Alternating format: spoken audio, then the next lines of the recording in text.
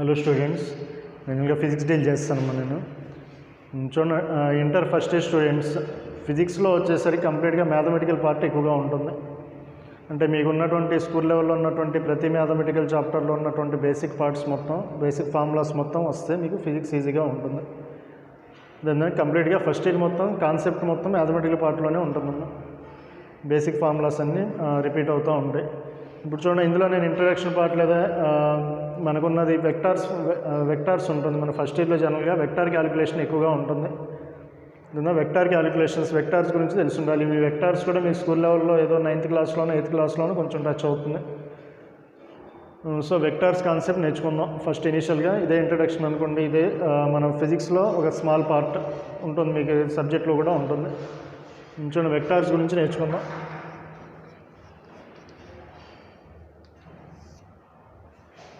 Vectors చూడండి, vectors కన్నా ముందు జనరల్గా మనకి ఫిజికల్ క్వాంటిటీస్ అని ఉంటాయి.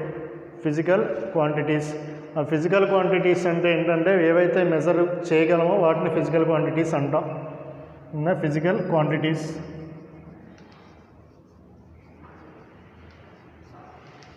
చూడండి, ఇవన్నీ నోట్స్ రాసుకోండి. నోట్స్ ఒకటి మెయింటైన్ చేయడం. నోట్స్ ఉంటేనే మీకు ఈజీగా ఉంటుంది తర్వాత. లేదా మనకి ఫస్ట్ ఇయర్లో ఉన్న పార్టే ప్లస్ ఇంట్రడక్షన్ పార్ట్ కూడా ఇదే. చూడండి, ఫిజికల్ క్వాంటిటీస్ అంటే ఏం చెప్తామంటే ఏవైతే మెజరబుల్ క్వాంటిటీస్, వేటినైతే మనం మెజర్ చేయగలమో వాటిని ఫిజికల్ క్వాంటిటీస్ అంటాం. సో ఫర్ ఎగ్జాంపుల్ ఈ ఫోర్స్ కానీ లేదా మాస్, వెలాసిటీ, ఇట్లా నెంబర్ ఆఫ్ క్వాంటిటీస్ ఉంటాయి కదా, మీకు ఫిజిక్స్లో చాలా వస్తుంటాయి స్కూల్ లెవెల్లో. Force, mass, velocity, work, pressure, area, ఇవన్నీ ఏంటి measurable quantities. Then measurable quantities. ఈ మెజరబుల్ క్వాంటిటీస్ అన్నింటినీ మనం ఏమని పిలుస్తామంటే ఇక్కడ ఫిజికల్ క్వాంటిటీస్ అంటాం. వెయిట్ అయితే మెజర్ చేయగలమో వాటిని ఫిజికల్ క్వాంటిటీస్ అంటాం. Then and so on. Distance, displacement, pressure, ఇవన్నీ వస్తాయి. సో వీటన్నిటిని మనం ఫిజికల్ క్వాంటిటీస్ అంటాం. అంటే ఫిజికల్ క్వాంటిటీస్ అంటే విచ్ ఆర్ మెజరబుల్.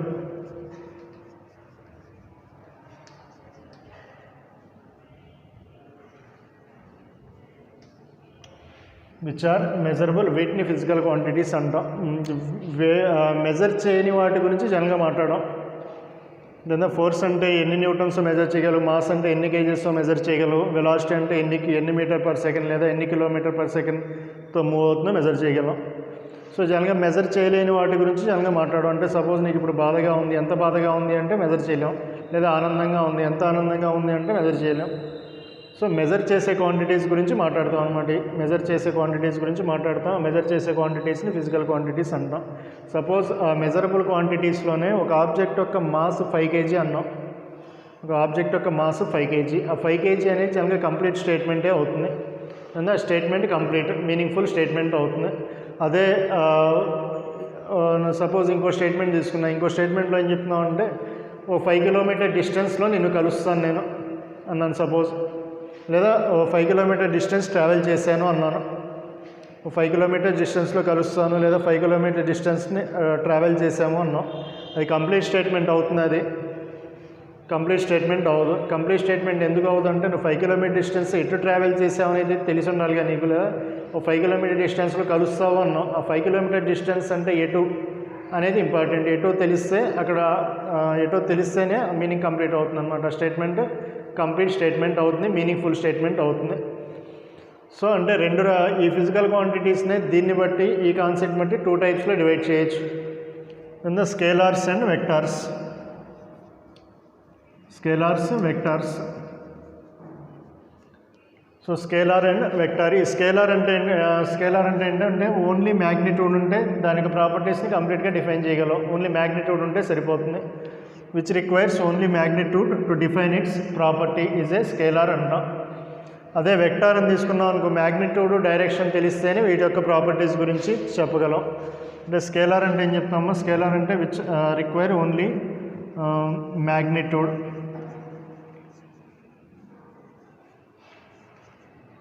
ఇక్కడ వచ్చేసరికి మ్యాగ్నిట్యూడ్, డైరెక్షన్ రెండూ ఉండాలి. దీని యొక్క ప్రాపర్టీస్ డిఫైన్ చేయాలి అంటే మ్యాగ్నిట్యూడ్ అండ్ డైరెక్షన్ రెండూ ఉంటేనే వీటి యొక్క ప్రాపర్టీస్ని మనం డిఫైన్ చేయగలం. మనం దేని గురించి మాట్లాడుకుంటాం అంటే ఇక్కడ వెక్టార్స్ గురించి మాట్లాడుకుంటాం. ఇంకా వెక్టార్స్ అంటే డెఫినేషన్ రాసుకోండి. ఫిజికల్ క్వాంటిటీస్ అంటే అయినా సరే విచ్ ఆర్ మెజరబుల్ అని రాసుకోండి. ఆ విచ్ ఆర్ మెజరబుల్లో నీకు నెంబర్ ఆఫ్ ఇవన్నీ ఎగ్జాంపుల్స్ అని అవుతాయి. ఈ ఫిజికల్ క్వాంటిటీస్ని కూడా ఎన్ని టైప్స్లో డివైడ్ చేసా? 2 టైప్స్లో డివైడ్ చేసావు, స్కేలార్ అండ్ వెక్టార్. స్కేలార్ అంటే ఏంటి? ఓన్లీ మ్యాగ్నిట్యూడే ఉంటుంది, మ్యాగ్నిట్యూడ్ డైరెక్షన్ రెండు ఉంటే వెక్టార్ అంటాం ఇంతవరకు. సో స్కేలార్స్కి ఎగ్జాంపుల్స్ ఏంటో? స్కేలార్కి ఎగ్జాంపుల్స్ వచ్చేసరికి నీకు డిస్టెన్స్, వర్క్, ఎనర్జీ, ప్రెషరు, ఇవన్నీ ఎగ్జాంపుల్స్ అండ్ సో ఆన్, ఇవన్నీ ఎగ్జాంపుల్స్ అవుతాయి. అదే వెక్టార్స్కి ఎగ్జాంపుల్స్ వచ్చేసరికి డిస్ప్లేస్మెంట్, వెలాసిటీ, యాక్సలరేషను,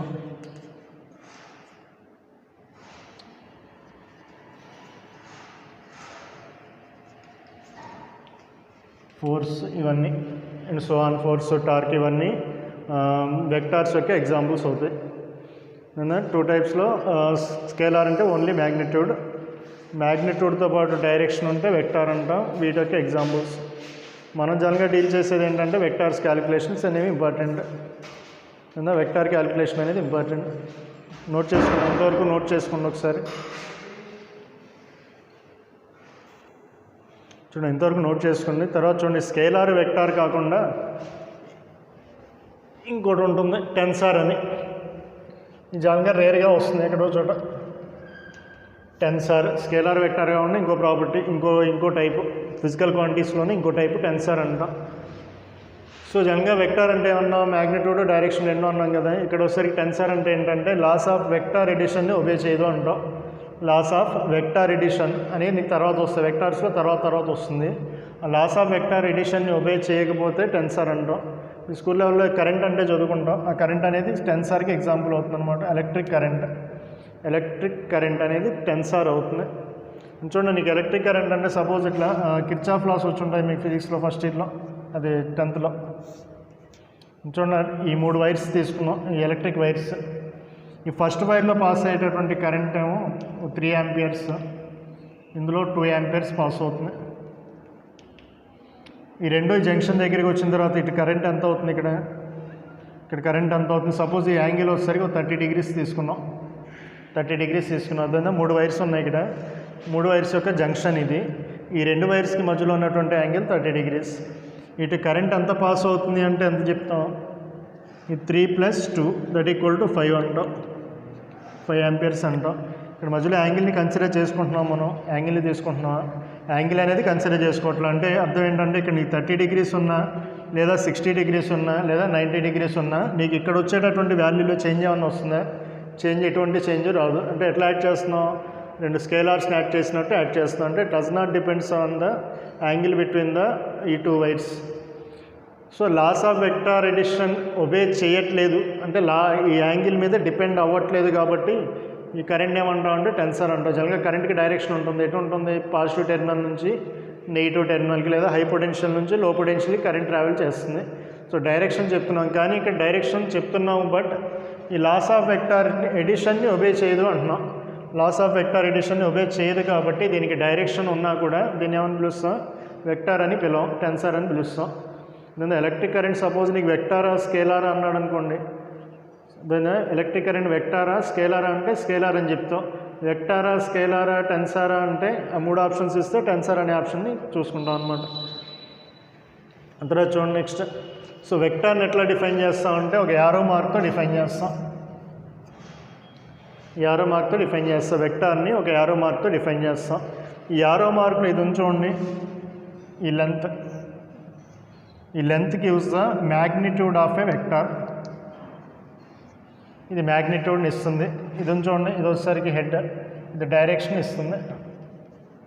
దాన్ని జనరల్గా వెక్టార్ని ఎట్లా రిప్రజెంట్ చేస్తాం? ఒక యారో మార్క్తో రిప్రజెంట్ చేస్తాం. ఈ లెంత్ వచ్చేసరికి మ్యాగ్నిట్యూడ్ని ఇస్తుంది, ఇది వచ్చేసరికి డైరెక్షన్ ఇస్తుంది.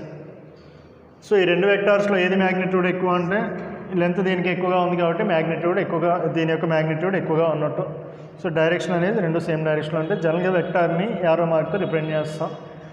చూడండి, ఇక్కడ ఈ సపోజ్ ఫోర్స్ అనేది వెక్టార్ కదా, ఫోర్స్ అనేది వెక్టార్.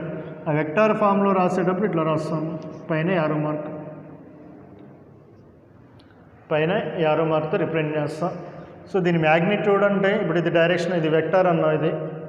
సో డైరెక్షన్ ఉంటుంది అని చెప్పి ఇట్లా యారో మార్క్తో చూపిస్తున్నాం. సపోజ్ దీని మ్యాగ్నిట్యూడ్ రాయాలనుకో ఇట్లా రాస్తాం, మ్యాగ్నిట్యూడ్ ఆఫ్ వెక్టార్ని ఇట్లా రాస్తాం, మ్యాగ్నిట్యూడ్.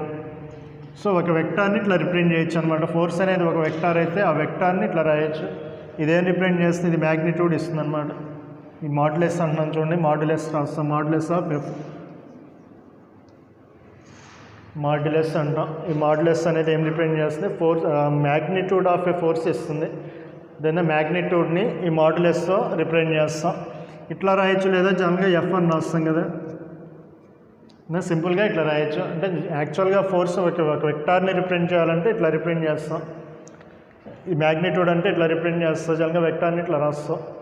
ఆ వెక్టార్ యొక్క మ్యాగ్నిట్యూడ్ ఏంటంటే మ్యాగ్నిట్యూడ్ని ఇట్లా మాడ్యులస్తో రిప్రజెంట్ చేస్తాం. లేదా సింపుల్గా ఎట్లా రాయొచ్చు, ఇట్లా రాసుకోవచ్చు. ఈ పాయింట్ జనరల్ పాయింట్స్ నోట్ చేసుకోవడానికి కావాల్సిన నోట్ చేసుకోండి.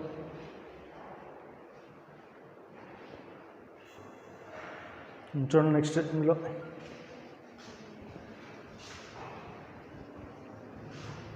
చూడండి, వెక్టార్కి డైరెక్షన్ ఉంటుంది అన్నాం కదా, ఆ డైరెక్షన్ ఎట్లా రిప్రజెంట్ చేస్తాం అంటే ఇట్లా కోఆర్డినేట్ సిస్టమ్ తీసుకుంటాం, ఎక్స్ వై జెడ్.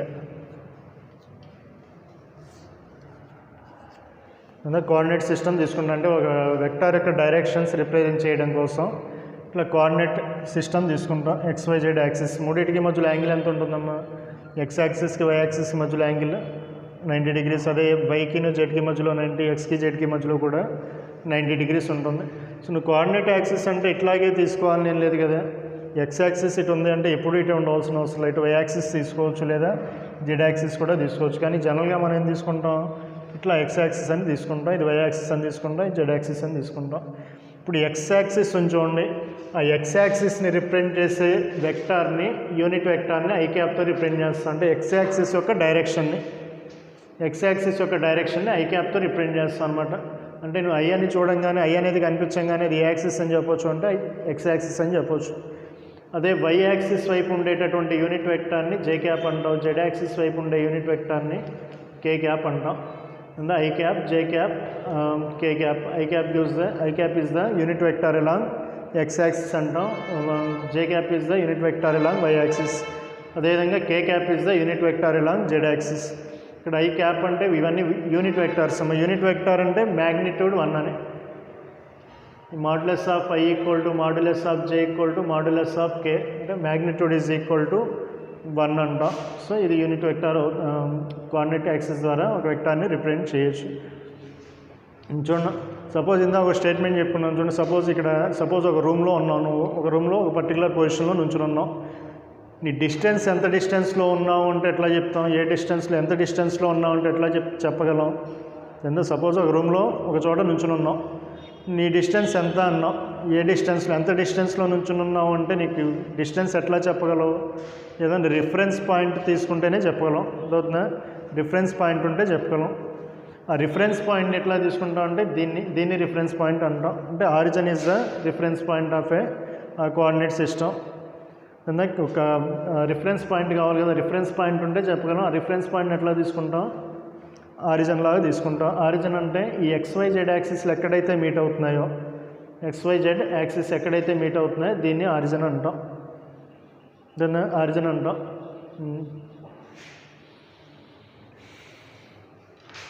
చూడండి, సపోజ్ ఎక్స్ యాక్సిస్ వైపు ఒక 2 meters ట్రావెల్ చేసావు అనుకున్నావు, లేదా ఎక్స్ యాక్సిస్ వైపు ఒక 2 meter ట్రావెల్ చేసావు. సో దాన్ని ఎట్లా రిప్రజెంట్ చేస్తామంటే 2y అని రాయొచ్చు. ఎక్స్ యాక్సిస్ వైపు 2 meters డిస్టెన్స్ ట్రావెల్ చేస్తే 2y అని రాయొచ్చు. వై యాక్సిస్ వైపు 3 meters డిస్టెన్స్ ట్రావెల్ చేసాం అనుకో 3g అని రాస్తాం. జెడ్ యాక్సిస్ వైపు ఒక 5 meters ట్రావెల్ చేసాం అనుకో 5k అని రాయొచ్చు. దెన్ నీ యాక్సిస్ని బట్టి ఏం చెప్తున్నావు, ఐజేకేలు అనేవి యాక్సిస్ని రిప్రజెంట్ చేస్తాయి. అంతవరకు గుర్తుపెట్టుకున్నా. I cap, J cap, K cap అనేవి XYZ యాక్సిస్ని రిప్రజెంట్ చేస్తాయి. చూడండి, ఇందులో కోఆర్డినేట్ సిస్టంలో నీకు ఈ కోఆర్డినేట్ సిస్టంలో పొజిషన్స్ రాయడం కూడా రావాలి. ఒక పాయింట్ యొక్క పొజిషన్ ఇచ్చాడు అనుకోండి, ఆ పొజిషన్ కోఆర్డినేట్స్ రాయడం కూడా రావాలి. పొజిషన్ కోఆర్డినేట్స్ అంటే ఏంటో చూడండి. పొజిషన్ కోఆర్డినేట్స్ రాయడం అంటే సపోజ్ ఇట్లా ఉందనుకోండి, ఒక పాయింట్ కోఆర్డినేట్ సిస్టంలో నీకు సపోజ్ ఒక పాయింట్ ఇక్కడ ఉంది, XYZ. సో సపోజ్ ఇది ఎక్స్ యాక్సిస్ నుంచి 2 మీటర్స్ డిస్టెన్స్లో ఉందనుకో, వై యాక్సిస్ నుంచి 4 మీటర్స్ డిస్టెన్స్లో ఉందనుకోండి. ఎక్స్వై ప్లేన్లో ఉందని తీసుకున్నాం, ఎక్స్వై ప్లేన్లో ఉంది. సో ఇప్పుడు దీని యొక్క కోఆర్డినేట్స్ ఎట్లా రాస్తా, 2, 4 లేదా 2, 4 ఇట్లా కోఆర్డినేట్స్ రాయడం కూడా రావాలన్నమాట. 2, 4 2 అనేది ఏమవుతుంది ఎక్స్ కాంపోనెంట్, ఈ 4 అనేది వై కాంపోనెంట్ అవుతుంది. అట్లాగే సపోజ్ జే కాంపోనెంట్ కూడా ఇచ్చాడు, కే కాంపోనెంట్ కూడా ఇచ్చాడు అనుకో, జెడ్ యాక్సిస్ వైపు కూడా ఇచ్చాడు అనుకో, 3వ టర్మ్ వస్తుంది. మనం జనరల్గా తీసుకుంది మనం బోర్డు మీద రిప్రజెంట్ చేయగలిగేది ఏంటి, ఓన్లీ 2 డైమెన్షన్ రిప్రజెంట్ చేయగలం కాబట్టి 2 డైమెన్షన్లో తీసుకుంటే ఈ 2 కాంపోనెంట్స్ వస్తాయి, X component, why component. So దీన్ని నేను వెక్టార్ ఫామ్లో కూడా రాయొచ్చు కదా.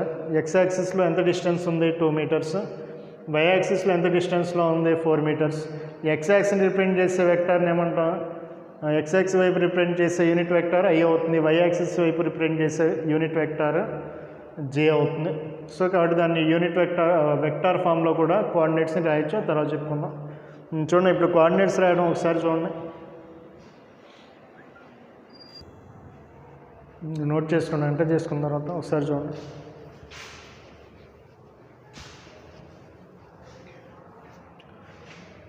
ఒక క్యూబ్ని కన్సిడర్ చేసుకున్నాం.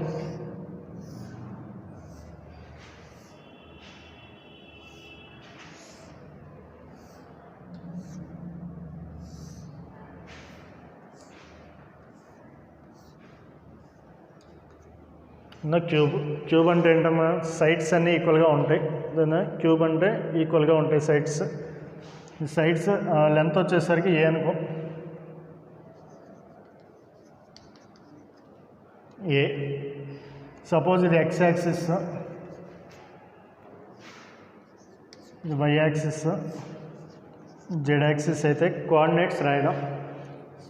ఇది ఇవి ఉన్నాయి చూడండి కార్నర్స్, ఈ కార్నర్స్ యొక్క కోఆర్డినేట్స్ రాయడం ఎట్లా రాస్తాం, ఇంకా 3 డైమెన్షనల్ కదా, ఇది 3 డైమెన్షనల్ కాబట్టి నీకు ఎన్ని కోఆర్డినేట్స్ వస్తాయి, 3 కోఆర్డినేట్స్ వస్తాయి. ఇప్పుడు ఇది ఆరిజిన్ దగ్గర ఉంది, ఇది ఆరిజిన్ దగ్గర ఉంది. సో ఆరిజిన్ దగ్గర ఉంది అంటే నీకు ఎక్స్ కాంపోనెంట్ ఎంత అవుతుందమ్మా, 0 అవుతుంది, వై కాంపోనెంట్ 0 అవుతుంది, జెడ్ కాంపోనెంట్ కూడా 0 అవుతుంది. సో ఇట్లా ప్రతి పాయింట్ దగ్గర రాయడం రావాలి. ఇది సైజ్ ఎంత అన్నాం, దీని యొక్క సైడ్ వచ్చేసరికి స్మాల్ ఏ అన్నాం, సైడ్ వచ్చేసరికి సమ్ స్మాల్ ఏ మీటర్స్ సెంటీమీటర్స్ స్మాల్ ఏ అని తీసుకున్నాం. చూడండి ఈ పాయింట్ యొక్క కోఆర్డినేట్స్ ఎంత అవుతుంది, ఈ పాయింట్ యొక్క కోఆర్డినేట్స్ ఎంత డిస్టెన్స్లో ఉందో, సైజ్ వచ్చేసరికి నీకు ఇక్కడ డయాగ్రామ్లో నీకు డిఫరెంట్ సైజెస్లో కనిపిస్తున్నప్పటికీను మనం సైజ్ ఎట్లా తీసుకున్నాం, స్మాల్ ఏ అని తీసుకున్నాం. ఎందుకంటే 3 డైమెన్షన్ కాబట్టి డయాగ్రామ్లో రిప్రజెంట్ చేయలేము కాబట్టి ఈక్వల్గా రిప్రజెంట్ చేయలేము, బట్ సైజ్ ఎట్లా తీసుకున్నాం, ఏ మీటర్స్ అని తీసుకున్నాం. ఈ పాయింట్ యొక్క కోఆర్డినేట్స్ ఎంత అవుతాయి, ఎక్కడ ఉంది, ఇది ఎక్స్ యాక్సిస్ మీద ఉంది. ఎక్స్ యాక్సిస్ మీద ఉన్నదానికి వై కాంపోనెంట్ జెడ్ కాంపోనెంట్ 0, 0 కదా అయ్యేది. లేదా ఎక్స్ యాక్సిస్ మీద ఉంది, ఇది ఎక్స్ యాక్సిస్ మీద ఉంది అంటే దాని యొక్క వై కాంపోనెంట్ జెడ్ కాంపోనెంట్ ఏమవుతాయి, 0, 0 అవుతాయి. సో దీని యొక్క కోఆర్డినేట్స్ ఎట్లా రాయొచ్చు అంటే ఏ, 0, 0. అదే వై యాక్సిస్ మీద ఉంచండి పాయింట్, ఈ వై యాక్సిస్ మీద ఉన్న పాయింట్ కన్సిడర్ చేసుకుంటే దాని యొక్క ఎక్స్ కాంపోనెంట్ జెడ్ కాంపోనెంట్ 0 అవుతాయి. అంటే దీని యొక్క కోఆర్డినేట్స్ ఏమవుతాయి, X component 0, why component A, Z component ఏమవుతుంది 0 అవుతుంది. అదే నెక్స్ట్ జెడ్ యాక్సిస్ మీద తీసుకుంటే ఎక్స్ కామా వై కాంపోనెంట్స్ 0 అవ్వాలి, 0, 0, ఏ. ఆ తర్వాత నెక్స్ట్ ఈ పాయింట్ తీసుకోండి, ఈ పాయింట్ ఎందులో ఉంది అంటే నీకు XY ప్లేన్లో ఉంది. ఈ పాయింట్ XY ప్లేన్లో ఉంది. XY ప్లేన్లో ఉంది అంటే దాని యొక్క జెడ్ కాంపోనెంట్ 0 అవుతుంది. XY ప్లేన్లో ఉంది అంటే జెడ్ కాంపోనెంట్, ఇది ఎక్స్ ప్లేన్, ఇది వై ప్లేన్. సో XY ప్లేన్లో ఉంది. సో జెడ్ కాంపోనెంట్ 0 అవుతుంది కాబట్టి దీని యొక్క కాంపోనెంట్స్ ఏం రాయొచ్చు అంటే ఏ, 0. దాన్ని XY ప్లేన్లో ఉంది కాబట్టి ఎక్స్ కాంపోనెంట్ వై కాంపోనెంట్ ఉంటుంది, జెడ్ కాంపోనెంట్ 0 అవుతుంది. అదరా నెక్స్ట్ ఈ పాయింట్ తీసుకున్నాం, ఏ ప్లేన్లో ఉంది, XZ ప్లేన్లో ఉంది కాబట్టి ఏ కాంపోనెంట్ 0 అవుతుంది, వై కాంపోనెంట్ 0 అవుతుంది. కాబట్టి ఏ, 0, ఏ. దాన్ని XZ కాంపోనెంట్సే ఉంటాయి, XZ ప్లేన్లో ఉంది కాబట్టి. అదరా నెక్స్ట్ ఇది YZ ప్లేన్లో ఉంది, YZ ప్లేన్లో ఉంది కాబట్టి ఎక్స్ కాంపోనెంట్ ఏమవుతుంది, 0 అవుతుంది. వై కాంపొనెంట్ ఉంటుంది, జెడ్ కాంపొనెంట్ ఉంటుంది. ఆ తర్వాత నెక్స్ట్ ఈ పాయింట్ కన్సిడర్ చేసుకుంటే, ఆ పాయింట్ కన్సిడర్ చేసుకుంటే నీకు XYZ ప్లేన్లో ఉంది, XYZ ప్లేన్లో ఉంది. కాబట్టి దీని యొక్క కోఆర్డినేట్స్ వచ్చేసరికి ఏ కామా ఏ అవుతాయి. ఇట్లా రాయడం కూడా రావాలి. ఇది కూడా బేసిక్ పాయింట్ మనం యూజ్ చేస్తాం. రాయండి, నోట్ చేసుకోండి. దాని కోఆర్డినేట్స్ రాయడం నీకు గుర్తుపెట్టుకోవాల్సింది ఏంటి, X యాక్సిస్ మీద ఉంటే YZ కోఆర్డినేట్స్ 0 అవుతాయి. Y యాక్సిస్ మీద ఉన్న పాయింట్ తీసుకుంటే దాని యొక్క X కాంపోనెంట్ Z కాంపోనెంట్ 0 అవుతాయి. Z యాక్సిస్ మీద తీసుకుంటే XY కాంపోనెంట్ 0 అవుతాయి. అదే XY ప్లేన్లో తీసుకున్నాం అనుకో, XY ప్లేన్లో తీసుకుంటే Z 0 అవుతుంది, XZ ప్లేన్లో తీసుకుంటే Y 0 అవుతుంది, YZ ప్లేన్ తీసుకుంటే X 0 అవుతుంది. XYZ ప్లేన్లో ఉంది అంటే మూడింటికి ఏ వస్తుంది. నోట్ చేసుకున్నాం. చూడండి, ఇది ఎంటర్ చేసేస్తే నెక్స్ట్ చూడండి, ఇది క్యూబ్ అన్నాం కదా, ఇది క్యూబ్ యొక్క సైడ్ ఏ.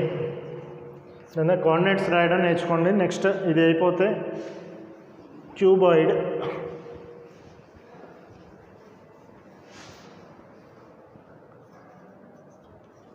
ఇందా నువ్వు రాసుకుంది క్యూబ్ది, ఇదే క్యూబాయిడ్. క్యూబాయిడ్కి డిఫరెన్స్ లెంత్లు డిఫరెంట్గా ఉంటాయి. ఇక్కడ లెంత్, బ్రెడ్త్, హైట్ 3 సైడ్ ఏ అన్నావు కదా, ఈక్వల్ సైడ్స్ ఉంటాయి. ఇక్కడ సైడ్స్ అన్ఈక్వల్గా ఉంటాయి. చూడండి, అవే అన్ఈక్వల్ సైడ్స్ తీసుకుని కోఆర్డినేట్స్ మీరు రాయండి.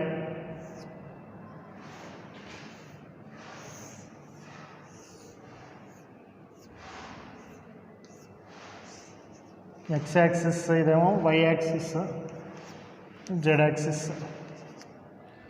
ఇది తీసుకున్నా, క్యూబాయిడ్ తీసుకున్నాం. సపోజ్ ఈ X యాక్సిస్ చూడండి, ఈ లెంత్ X యాక్సిస్ యొక్క లెంత్ సపోజ్ 3 మీటర్స్ లేదా 5 మీటర్స్ అనుకో ఈ డిస్టెన్స్. ఈ Y యాక్సిస్ మీద ఉన్నదేమో 4 మీటర్స్ అనుకోండి. ఇదేమో Z యాక్సిస్ ఏమో 3 మీటర్స్ అనుకో. లేదా X యాక్సిస్ లెంత్, ఈ లెంత్ వచ్చేసరికి 5 మీటర్స్. అలాంగ్ Y యాక్సిస్ ఈ లెంత్ వచ్చేసరికి 4 metres. Along Z axis 3 metres. ఈ కోఆర్డినేట్స్ మీరు ట్రై చేయండి. ఈ కోఆర్డినేట్స్ మీరు రాయండి. ఇందాకట్లాగే క్యూబ్ తీసుకుని ఎట్లాగైతే రాసావో, లేదా X యాక్సిస్ మీద తీసుకున్న పాయింట్ YZ కాంపోనెంట్ 0 అని, XY ప్లేన్లో ఉంటే Z కాంపోనెంట్ 0 అని, ఇట్లాగే అవన్నీ ఒకసారి చూసి క్యూబాయిడ్కి మీరు రాయండి. దెన్ చూడండి, నెక్స్ట్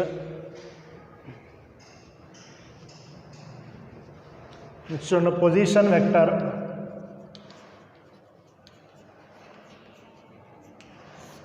చూడండి, పొజిషన్ వెక్టర్ అంటే పొజిషన్ని రిప్రజెంట్ చేసే వెక్టార్ని పొజిషన్ వెక్టర్ అంటాం. పొజిషన్ చెప్పాలంటే అసలు ముందు నీకు ఏం కావాలి, రిఫరెన్స్ పాయింట్ కావాలి. ఆ రిఫరెన్స్ పాయింట్ ఎట్లా తీసుకుంటాం, ఆరిజిన్ అని తీసుకుంటాం. చూడండి, సపోజ్ ఈ పొజిషన్లో ఉన్నాం. సపోజ్ ఒక ఆబ్జెక్ట్ ఈ పొజిషన్లో ఉంది. ఇందాకలాగే ఒక కోఆర్డినేట్ డిఫైన్ చేస్తాను కోసం 2,3 అని తీసుకో. 2,3 కోఆర్డినేట్స్ వచ్చేసరికి 2,3 అంత. ఇప్పుడు దీన్ని పొజిషన్ వెక్టార్ ఫామ్లో రాయాలి. ఈ పాయింట్ యొక్క కోఆర్డినేట్స్ 2,3. సో దాని యొక్క పర్టికులర్ పాయింట్ యొక్క పొజిషన్ వెక్టార్ రాయాలి. చూడండి, పొజిషన్ వెక్టార్ రాయడం అంటే ఎట్లా రాస్తామంటే, ఇక్కడ నుంచి ఒక లైన్, ఆరిజిన్ నుంచి ఆ పర్టికులర్ పాయింట్కి ఒక లైన్ డ్రా చేస్తే ఆ లైన్ గివ్స్ ద ఈ లైన్ని ఏమంటాం అంటే పొజిషన్ వెక్టార్ అంటాం. ఆ లైన్నే పొజిషన్ వెక్టార్ అంటాం. అంటే line drawn from the origin to the given point is a position vector అవుతుంది. సో దాన్ని ఎట్లా రాయొచ్చు అంటే చూడండి, ఇది 2 అంటే ఏంటి, X యాక్సిస్ వైపు 2 కదా, X యాక్సిస్ మీద 2 అని. 3 అంటే Y యాక్సిస్ మీద 3 అని. సో 2 అనేది అలాంగ్ X యాక్సిస్ వైపు ఉంది. అలాంగ్ X యాక్సిస్ వైపు రిప్రజెంట్ చేసే యూనిట్ వెక్టార్ మనం ఏమని తీసుకున్నాం, I క్యాప్ అని తీసుకున్నాం. కాబట్టి ఇదేమో 2 అలాంగ్ X యాక్సిస్ కాబట్టి 2I. అదే 3 మీటర్స్ అలాంగ్ Y యాక్సిస్ కాబట్టి ఇదేమవుతుంది, 3J అవుతుంది. దీన్నే పొజిషన్ వెక్టార్ అంటాం. దీన్నే పొజిషన్ అంటే పర్టికులర్ పాయింట్ యొక్క పొజిషన్ రాయడం. కోఆర్డినేట్స్ తెలిస్తే పొజిషన్ని రాయడం. పొజిషన్ వెక్టార్ అంటే ఇట్లా డెఫినేషన్ ఇట్లా చెప్తారు, line drawn from origin to the given point is a position vector అవుతుంది. ఇప్పుడు ఇది వచ్చేసరికి లెంత్, ఇదేమో మ్యాగ్నిట్యూడ్ ఇస్తుంది, ఇదేమో డైరెక్షన్ ఇస్తుంది. యారో మార్క్ ఎటు చూడండి, ఆరిజిన్ నుంచి అవుట్వర్డ్ డైరెక్షన్ ఇట్లాగే ఉంటుంది. లేదా పాయింట్ వైపు ఉంటుంది యారో మార్క్. సపోజ్ ఇక్కడ ఇంకో లేదా జనరల్గా రాయాలనుకో, ఇది ఎక్స్, ఇది వై యాక్సిస్ కాబట్టి జనరల్గా రాయనుకో, ఆర్ ఈక్వల్ టు ఎట్లా రాస్తావు, ఎక్స్, ఈ లెంత్ ఎక్స్ అనుకున్నాం అనుకో, ఎక్స్ని రిప్రజెంట్ చేసేది ఐ క్యాప్, ఈ లెంత్ వై అని తీసుకున్నాం, వైని రిప్రజెంట్ చేసేది జే క్యాప్. అంటే ఇన్ జనరల్గా ఇట్లా రాసుకోవచ్చు. దాన్ని జనరల్గా పొజిషన్ వెక్టార్ అంటే బుక్లో ఇట్లా ఇస్తాడు, ఎక్స్ఐ ప్లస్ వైజే అని. మీరు ఎక్స్ అంటే ఏంటి, ఈ పాయింట్ యొక్క లెంత్ ఎక్స్ యాక్సిస్ మీద, వై అంటే ఈ పాయింట్ యొక్క perpendicular length along Y axis మీద. దీన్ని పొజిషన్ వెక్టార్ అంటాం. సో డెఫినేషన్ రాసుకున్నాం. పొజిషన్ వెక్టార్ అంటే ఎన్ని వస్తాం, a line drawn from the origin to the given point is called a position vector అవుతుంది. చూడండి వెక్టార్ని ఎట్లా రిప్రజెంట్ చేయాలి ఒకసారి చూడండి. ఈ వెక్టార్ని ఎట్లా రిప్రజెంట్ చేస్తా ఉన్నాం, ఇట్లా కదా యారో మార్క్తో అన్నాం కదా. దీన్ని వచ్చేసరికి హెడ్ అంటాం, దీన్ని వచ్చేసరికి టెయిల్ అంటాం. గుర్తుపెట్టుకోండి, హెడ్ టెయిల్. ఈ యారో మార్క్ చూడండి, దీన్ని హెడ్ అంటాం, దీన్ని వచ్చేసరికి టెయిల్ అంటాం. దాన్ని పొజిషన్ వెక్టార్ అంటే నోట్ చేసుకోండి.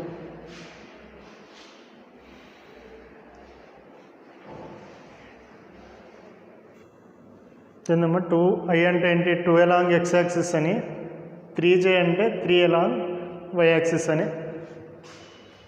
సపోజ్ ఇట్లా ఉందనుకో పాయింట్, నీకు ఈ కోఆర్డినేట్ సిస్టంలో, ఇది కోఆర్డినేట్ సిస్టమ్,